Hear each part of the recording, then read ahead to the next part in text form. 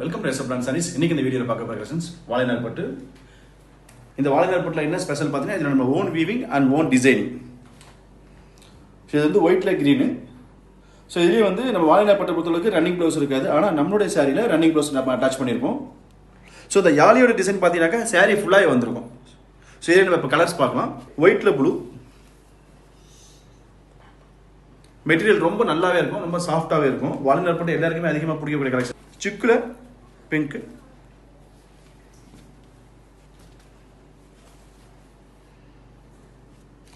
அதே போல தான் யாழ் டிசைன். இதுலேயுமே ரன்னிங் ப்ளவுஸு. இது ஃபுல் கிரீன், பேரட் கிரீன் பார்த்தீங்கன்னாக்கா மெயில் சிக்கில் பிங்க் கலருங்க.